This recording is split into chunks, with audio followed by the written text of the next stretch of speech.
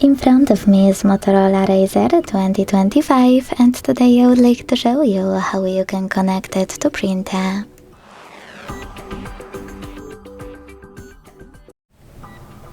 Begin by opening Settings and hitting Connected Devices. Then choose Connection Preferences, Printing, Default Print Service or any other service you have. If you want to use another one, you can also hit Add Service, download a perfect one for your printer and wait for it to appear over here.